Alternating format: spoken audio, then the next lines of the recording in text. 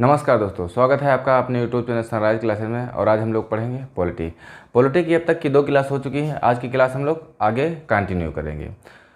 हम लोग पढ़ रहे थे पिछली क्लास में जो संविधान सभा की जो गठन की बात चल रही थी, उसमें जो 389 सीटें थी उसका बंटवारा हो गया था। ब्रिटिश प्रांत से सीटें थी 292 थी, प्लस 4 कमिश्नरी क्षेत्र थी और समान जो बाकी राज्य रजवाड़ों से थी। इतनी सीटों का बंटवारा हो गया था। जब भारत और पाकिस्तान का विभाजन हुआ उस समय भारत के हिस्से में आई थी 299 सीटें। कितनी सीटें आई थी? 299। यानी जब भारत का विभाजन हुआ, कब? जब भारत का विभाजन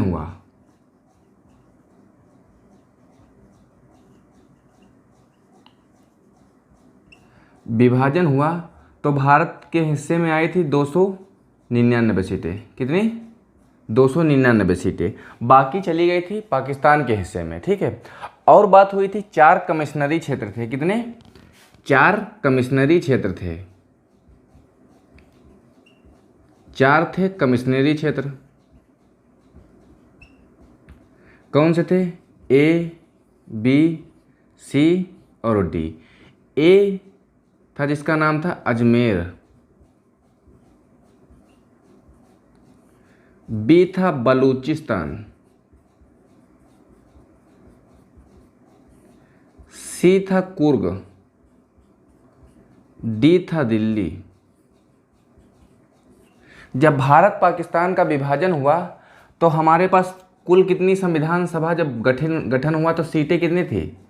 389 सीटें थी। कितने से चुन के आई थी? 1585 जनता चुनी थी। जनता से अप्रत्यक्ष रूप से चुना गया था 389 सीटें, जिसमें से भारत और पाकिस्तान का जब विभाजन हुआ तो भारत के हिस्से में कितनी सीटें आई? 299 सीटें आई। और एक 4 कमिश्नरी क्षेत्र भी आए थे जिसका नाम है अजमेर, बलूचिस्तान, कुर्ग और दिल्ली।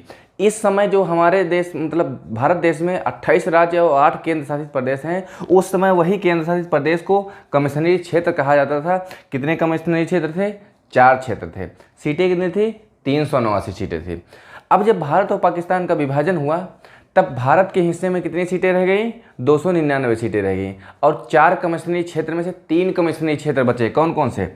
अजमेर भारत में रहा, कुर्ग भारत में रहा, दिल्ली भारत में रहा। ये जो बलूचिस्तान है, बलूचिस्तान कहाँ चला गया? ये पाकिस्तान में चला गया। कहाँ? पाकिस्तान में। यहाँ तक के बात समझ में आई कि नहीं आई? यानी जब भारत का विभाजन हुआ, भारत और पाकिस्तान का विभाजन हुआ तो उस समय 299 सीटें भारत के हिस्से में आई और 4 कमिश्नरी क्षेत्र में से 3 कमिश्नरी क्षेत्र बचे, जो अजमेर जो कि राजस्थान में पड़ता है, कुर्ग जो कि कर्नाटक में पड़ता है, दिल्ली जो केंद्र शासित प्रदेश है वर्तमान समय में। ये 3 कमिश्नरी क्षेत्र से जो हमारे हिस्से में बची, यानी भारत के हिस्से में बची, बाकी सब पाकिस्तान के हिस्से में चले गए। इतनी बात क्लियर होती है? डन। ये तो था भारत का विभाजन जब हो रहा था। ठीक, उस समय की बात कर रहा है। अब जब हमारा संविधान सभा गठित हो गई तो आई संविधान का जो संविधान की बैठक होने लगी। ठीक है। पहली बैठक का अनाउंसमेंट हो गया जो कि दिल्ली में करवाई गई थी। समय था 9 दिसंबर 1946 को संविधान सभा की पहली बैठक हुई थी। ठीक है। इतनी तो बात है, सीटों का बंटवारा हुआ, यानी अब संविधान सभा की बैठक बनाई जाएगी और जो बैठकें होंगी उसमें जो प्रोसेस होगा, संविधान का निर्माण किया जाएगा, फिर उसके बाद में संविधान लागू किया जाएगा, फिर उसमें जो संविधान जो सभा थी, ठीक है, उसमें जो सदस्य थे उसके द्वारा संविधान को बनाया जाएगा, उसमें कुछ नियम लिखा जाएंगे, उसी के अनुसार जो संविधान बनेगा, फिर उसके बाद वो अप्लाई होगा। वो बात की बात है। हम लोग पढ़ रहे हैं संविधान सभा की बात होगी। संविधान सभा का गठन हो गया था। 299 सीट हमारे भारत को मिली थी जब भारत का विभाजन हुआ था। 4 कमिश्नरी क्षेत्र में से एक बलूचिस्तान जो कि पाकिस्तान में चला गया था, बाकी 3 हमारे भारत में बची थी। ठीक, अब सब कुछ हो गया, सब कुछ रेडी हो गया, संविधान सभा का गठन हो गया। अब बात आती है कि संविधान सभा तो गठन हो गया, अब इसकी बैठकें हों। उन बैठकों में निर्णय लिया जाएगा कि किसको क्या किया जाएगा। जो बैठकें हुई थी उसमें जो बहुत सारे व्यक्ति थे, उनको अलग अलग काम के क्षेत्र दिए गए थे कि तुमको ये काम संभालना है, तुमको ये काम संभालना है। उस हिसाब से जो बंटवारा होगा हम अभी उसको आगे पढ़ेंगे। इतनी बात समझ में, इसको नोट करो, उसके बाद बताते हैं। ये था हमारा भारत का विभाजन के समय जो सीटें थी। ठीक, एक बात आती है कि संविधान सभा में कितने अनुसूचित जनजाति थी? संविधान सभा में अनुसूचित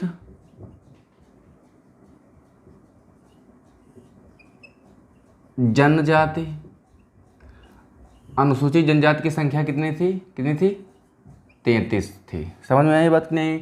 यानी संविधान सभा में अनुसूचित जनजाति की संख्या कितनी थी? 33 थी। इसी को बोलते हैं एसटी, शेड्यूल्ड ट्राइब। ठीक, 33 थी। क्वेश्चन पूछा जाता है कि उसमें संविधान सभा में महिलाओं की संख्या कितनी थी? कितनी? महिलाओं की संख्या कितनी थी?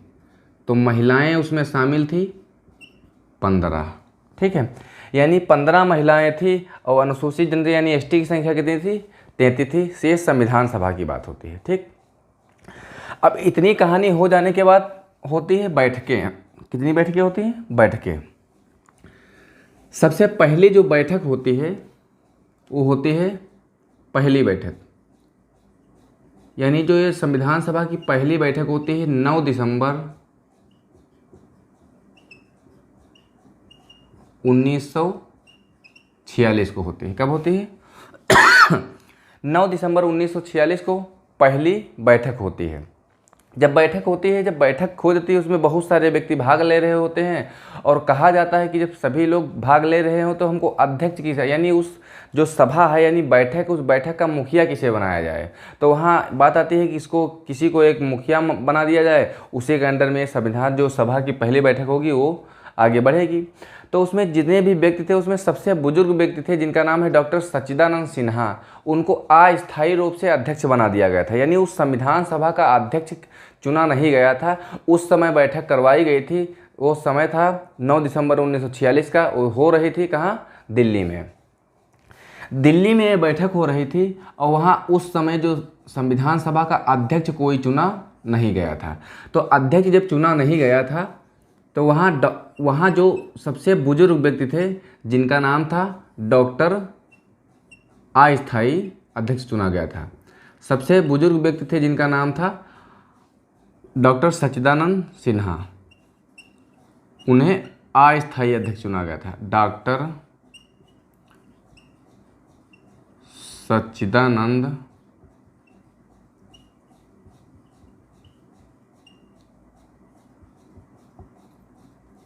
सिन्हा। यानी पहली बैठक हो रही थी 9 दिसंबर 1946 की बात है। समय स्थान कहाँ था? दिल्ली में। दिल्ली में संविधान सभा की पहली बैठक हो रही थी। उस समय जो अस्थायी अध्यक्ष बनाया गया था किसको? डॉक्टर सच्चिदानंद सिन्हा को।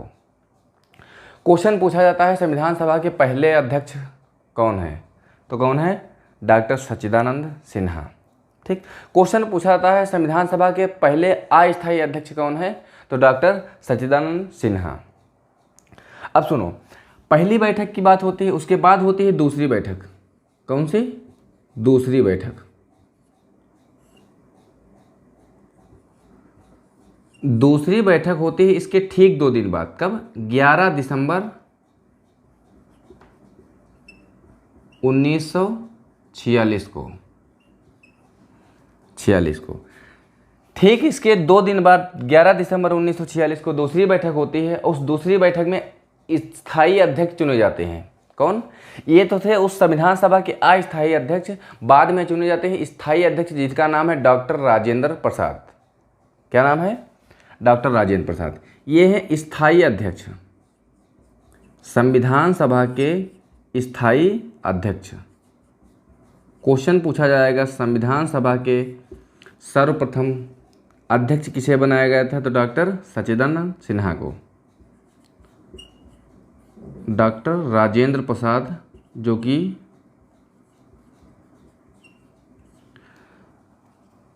जिनको स्थायी अध्यक्ष बनाया गया था। क्वेश्चन पूछा जाएगा कि संविधान सभा के स्थायी अध्यक्ष किसे बनाया गया था? किसको? डॉक्टर राजेंद्र प्रसाद को दूसरी अधिवेशन में यानी दूसरी बैठक में स्थायी अध्यक्ष चुना गया था जिनका नाम है डॉक्टर राजेंद्र प्रसाद। क्वेश्चन पूछा जाएगा कि संविधान सभा के स्थायी अध्यक्ष कौन से हैं? तो डॉक्टर राजेंद्र प्रसाद। क्वेश्चन पूछा जाएगा संविधान सभा के अस्थायी अध्यक्ष कौन है? सच्चिदानंद सिन्हा। ठीक, इस प्रकार से क्वेश्चन पूछा जाएगा। ये तो हुई पहली बैठक 9 दिसंबर 1946 को दिल्ली में। कभी कभी क्वेश्चन पूछा जाता है कि पहली बैठक कब हुई थी, डेट पूछता है, तो 9 दिसंबर 1946 को हुई थी। क्वेश्चन पूछता है दूसरी बैठक कब हुई थी, तो 11 दिसंबर 1946 को, इसके ठीक 2 दिन बाद। क्वेश्चन पूछता है कि तीसरी बैठक कब हुई थी, तो फिर से उसी के 2 दिन बाद, इसके 2 दिन बाद कब हुई थी, 13 दिसंबर को।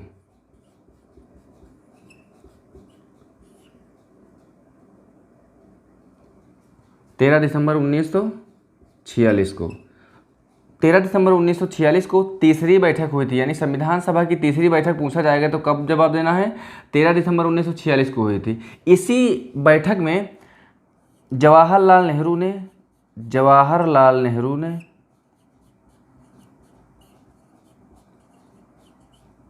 उन्होंने उद्देश्य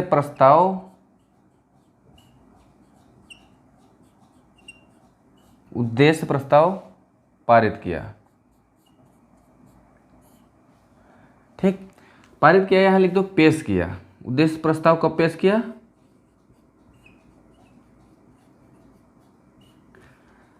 तीसरी जब बैठक हुई थी वो समय था 13 दिसंबर 1946 का। जवाहरलाल नेहरू ने उद्देश्य प्रस्ताव पेश किया था कि उस समय जो उद्देश्य थे हमारे, उनको पेश किया था कि हमको इस चीज़ के उद्देश्य हमको इस चीज़ की ज़रूरत है। ठीक है, देश भारत के लिए। ठीक, इतनी चीज़ें हो गई थी तब ये सब बातें हुई थी। ये सब चला, उसके बाद लंबा प्रोसेस चला। उसके बाद हुई संविधान सभा का निर्माण होगा, मतलब संविधान सभा बनकर तैयार हुआ।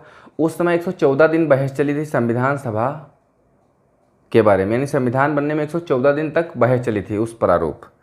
जो ये संविधान सभा बन रहा था उस समय जो प्रारूप समिति के अध्यक्ष थे, जिनका नाम डॉक्टर भीमराव अंबेडकर है, जिसको संविधान का पिता कहा जाता है। समझ में आई बात कि नहीं?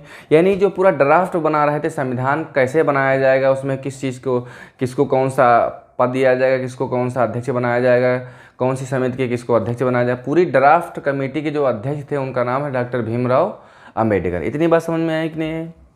नोट करो, उसके बाद में बताते हैं। हो गई बात? सुनो, अब बात चल रही थी कि संविधान सभा पर कितने दिन बहस चली थी। कितने दिन जो बहस चली थी, वो बहस चली थी 114 दिन। कितने दिन? 114 दिन। क्वेश्चन पूछा जाता है कि संविधान को बनने में कितना समय लगा था। बनने में समय, संविधान बनने में समय कितना लगा था? 2 साल 11 महीना 18 दिन। बात समझ में आई? क्वेश्चन पूछा जाता है कि संविधान बनने में कुल कितना खर्चा आया था।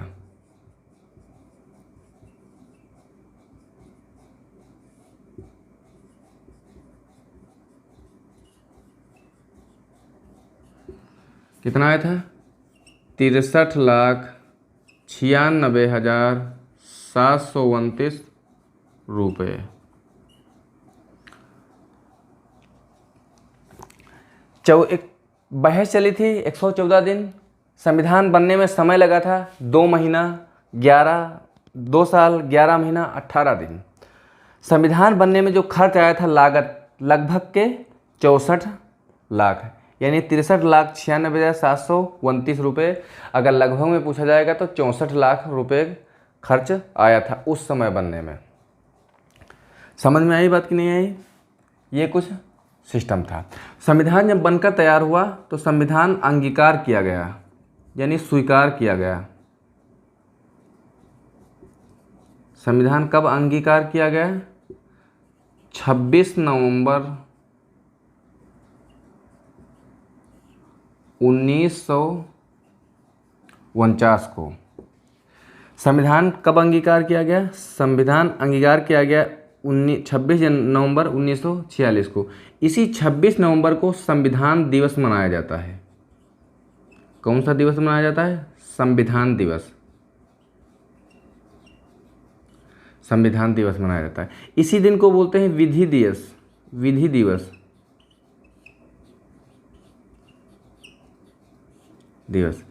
संविधान इस दिन बनकर तैयार हुआ, स्थिर अंगीकार किया यानी स्वीकार किया गया था। लागू कब किया गया था?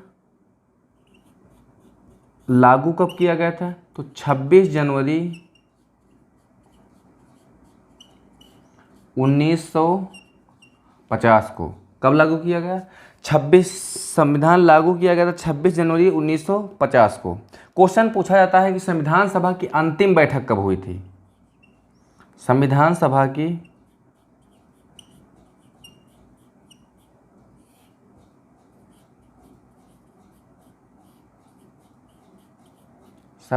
अंतिम बैठक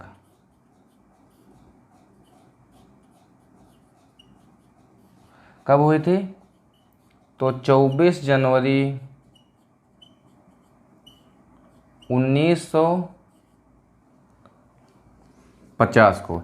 यानी 26 जनवरी 1950 को लागू हुआ, ठीक इसके 2 दिन पहले उसकी अंतिम बैठक हुई थी। अंतिम बैठक में यानी संविधान बनकर तैयार हुआ था। यानी 26 जनवरी 1950 पहली बैठक जो हुई थी 9 दिसंबर 1946 से 24 जनवरी 1950 तक कितना समय हुआ था?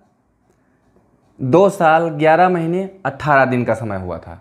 ये दिन हुआ था। यानी अंतिम बैठक कब हुई थी? संविधान सभा की अंतिम बैठक पूछा जाएगा तो 24 जनवरी 1950। पहली बैठक पूछा जाएगा तो 9 दिसंबर 1950। इतनी बात समझ में है कि नहीं? एक क्वेश्चन और पूछा जाता है कि संविधान सभा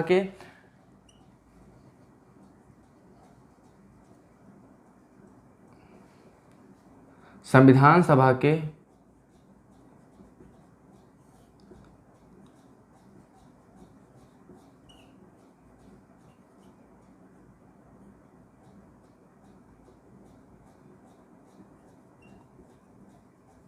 अस्थायी अध्यक्ष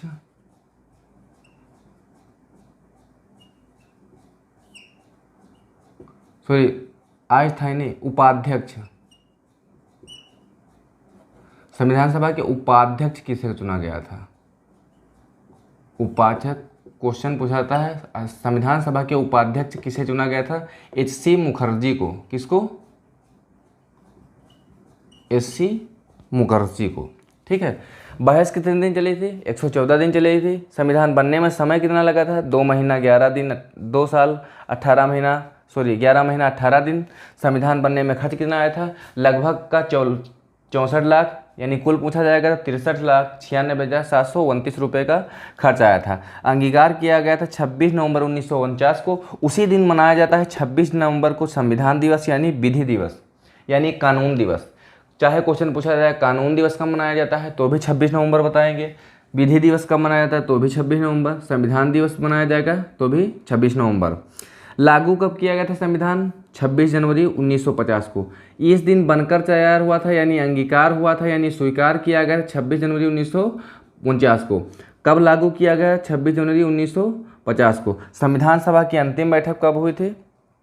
24 जनवरी 1950 को। इतनी बात समझ में है कि नहीं? ये सब इस तरीके से नोट्स इसी तरह बनाना है, पॉइंट वाइज, ज़्यादा भाषा नहीं लिखना है ताकि याद करने में बहुत आसानी रहे। इतना नोट करो, उसके बाद में आगे करवाते हैं।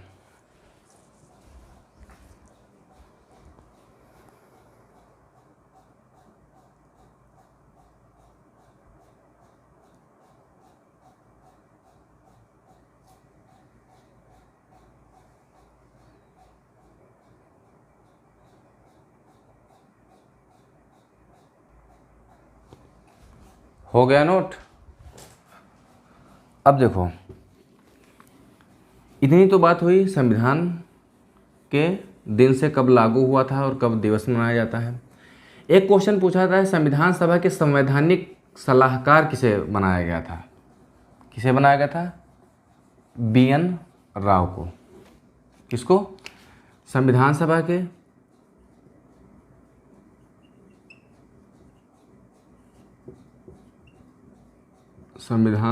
के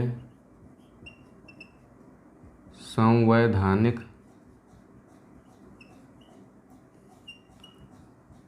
सलाहकार BN राव। किसको? BN राव को।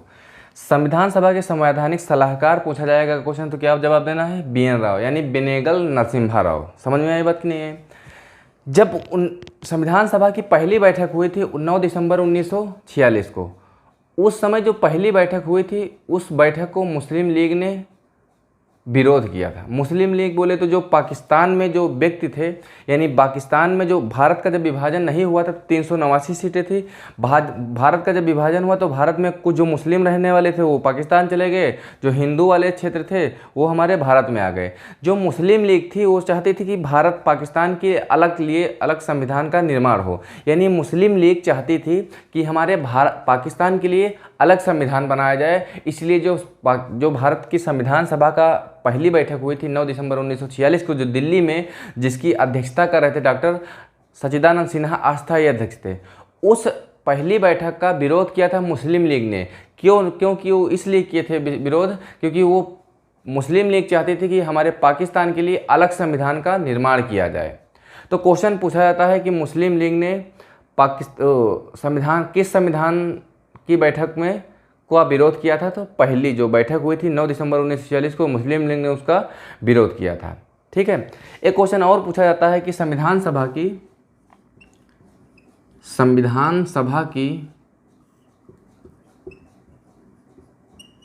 की सदस्यता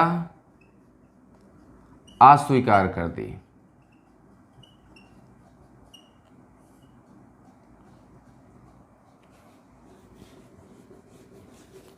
अस्वीकार कर दी। इतनी बात समझ में आई कि नहीं है?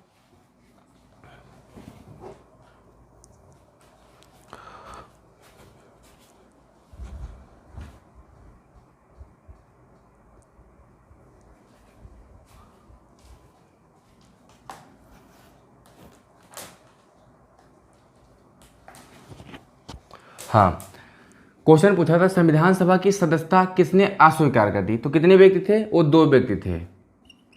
एक का नाम था तेज बहादुर सप्रू। तेज बहादुर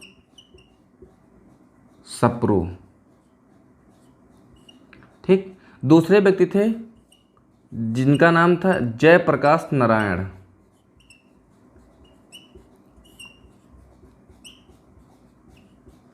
ऐसे 2 व्यक्ति थे जिन्होंने संविधान सभा की सदस्यता को अस्वीकार कर दिया था।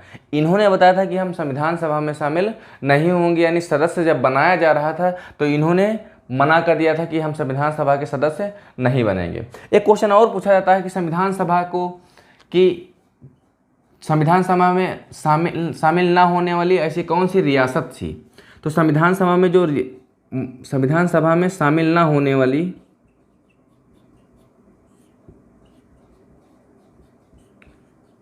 सभा में शामिल नहीं हुई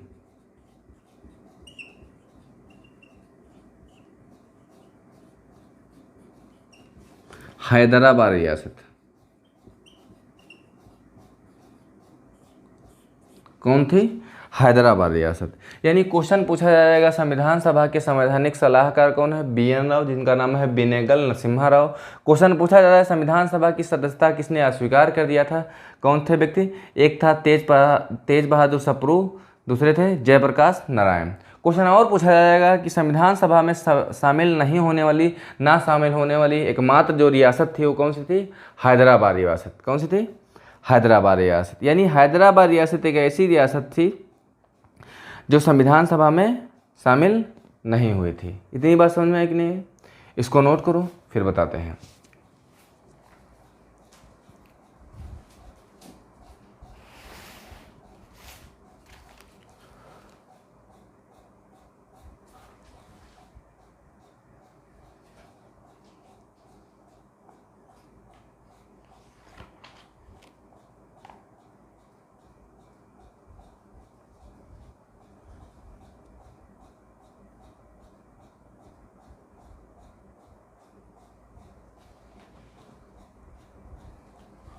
हो गया नोट?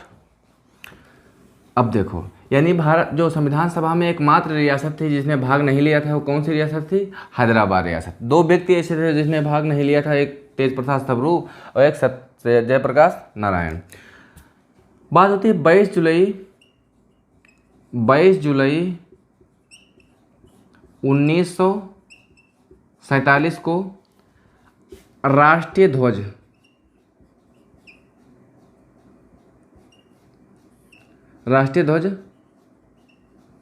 संविधान सभा द्वारा अपनाया गया था। क्वेश्चन पूछा जाता है संविधान सभा द्वारा राष्ट्रीय ध्वज कब अपनाया गया था? 22 जुलाई 1947 को। ठीक है। क्वेश्चन और पूछा जाता है कि ये तो हो गई राष्ट्रीय ध्वज के बारे में। एक पूछा जाता है राष्ट्रीय गीत संविधान सभा द्वारा कब स्वीकार किया गया? एक और क्वेश्चन पूछा जाता है कि राष्ट्रीय गान संविधान सभा द्वारा कब स्वीकार किया गया था? तो कब स्वीकार किया था? 24 जनवरी 1950 को। ये भी 24 जनवरी 1950 को, जब संविधान सभा की अंतिम बैठक हो रही थी, जो हो रही थी 24 जनवरी 1950 को। उसी अंतिम बैठक में ये 2 चीज़ें अपनाई गई थी जिनका नाम है राष्ट्रीय गीत और राष्ट्रीय गान। कब अपनाया गया था? 24 जनवरी 1950 को। किसके द्वारा? संविधान सभा के द्वारा। संविधान सभा के द्वारा राष्ट्रीय ध्वज को 22 जुलाई 1947 को स्वीकार किया जाता है। एक क्वेश्चन राष्ट्रीय ध्वज से और पूछा जाता है। राष्ट्रीय ध्वज से पूछा जाता है कि इसका अनुपात क्या होता है, लंबाई और चौड़ाई का। इसका अनुपात का क्या होता है? तो लंबाई और चौड़ाई का इसका अनुपात क्या होता है? होता है 3:2। कितना होता है? 3:2। यही लंबाई और चौड़ाई का अनुपात होता है। लंबाई 3 होती है और चौड़ाई 2 होती है। क्वेश्चन पूछा जाता है राष्ट्रीय ध्वज का अनुपात कितना होता है, तो कितना बताएंगे? 3:2। कभी कभी होता है चौड़ाई और लंबाई, तो चौड़ाई इधर हो जाएगी और लंबाई उधर हो जाएगी। लंबाई 3 होती है और चौड़ाई 2 होती है। इतनी बात समझ में आई कि नहीं? इस अनुपात में वो अनुपात होता है, लंबाई और चौड़ाई का अनुपात होता है। किसका? राष्ट्रीय ध्वज का। अपनाया कब गया था? 1947 को, यानी 22 जुलाई 1947 को अपनाया गया था। बात समझ में आई कि नहीं आई?